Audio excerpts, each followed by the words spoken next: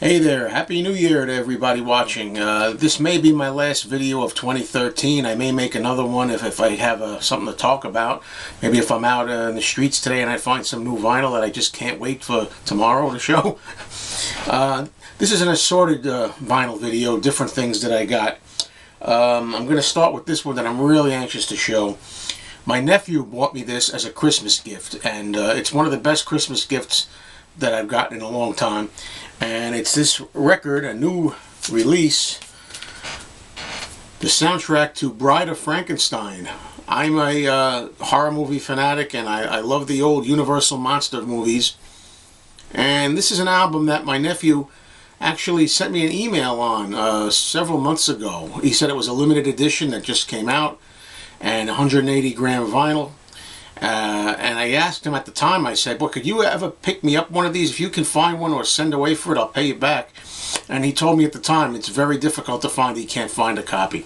And I think he was just saving this for me for Christmas. And I really was completely surprised and elated, thrilled beyond belief. Because, get a load of this, in addition to it having the soundtrack by Franz Waxman for the 1935 film, Bride of Frankenstein, look at what they give you on the inside of this, which is really cool. I say 180 gram. First, you get a reproduction of the movie poster.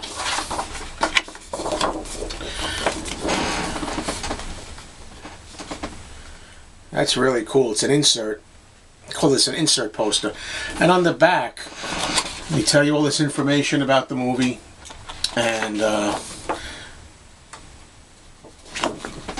some reproductions, original artwork, posters. So I'm just really excited about this. And even better, the actual record itself inside, you might be able to guess, is on green vinyl. Slime green, monster green. You got the label. This label has the bride on it. This label has the monster. Really so happy to have this. I played it already, and you know, I have a compact disc from, I think, 1993. That's the date on this. I think this is taken from the compact disc. Maybe. It's the same recordings, and this seems to be this is a very limited edition. I think my number is number 675. I don't know how many they made, but I hear it's limited. The next one I'm going to show you is something I got just the other day. It's a picture disc, Scandal featuring Patti Smythe. I'm going to take it out of here. I remember in 1983, I always say I discovered Scandal because there was a song they had in 1983 called Goodbye to You that I saw a video of on MTV. Nobody heard of Patti Smythe, and I remember telling everybody at the time, oh, it's a great song, you got to hear it. And I went out and I bought the 45. And here's a better look at the picture disc, and that's the A side. This is the B side, and then of course she wound up having some hits, but nobody had heard of her at that time when I first heard her. And this one has the main songs that I like from her. I like Goodbye to You, Love's Got a Line on You, and The Warrior, which she did a year later. Those are my favorite songs by her. I recently came across this album, Chubby Checker, Biggest Hits. And Chubby Checker appeared at a record store in my area a month or two ago, and I wasn't able to go meet him. And if I had, I would have liked him to get his autograph, maybe on something like this. But what really sold me on this was I like the way, apparently, you can put different pictures in here. You know, different pictures go in to the frame.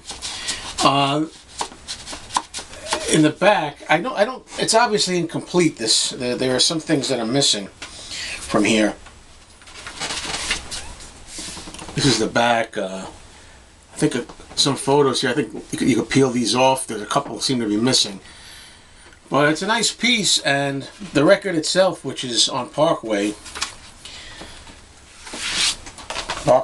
Records, is like pretty immaculate. Just needs to be dusted off.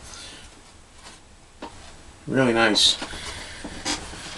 It's missing at least one song that I like by him that was on Parkway Records, but it was a nice piece to have. I'm only sorry I didn't get to see him, that he could have autographed it, but I didn't have the album in when he appeared at the store anyway. So the next items I have to show you are all 45s. This is one that two that I just picked up that are Christmas related. I wish I had these for my Christmas videos I just made. This is, look at that, Bing Crosby, White Christmas and God Rest You Merry Gentlemen.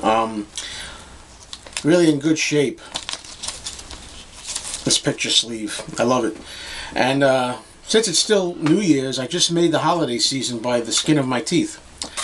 Everybody knows, I think, the Monster Mash song by Bobby Boris Pickett. Well, here's, on Garpax Records, here's the Christmas one he did, Monsters Holiday. It's not really very good, I don't think.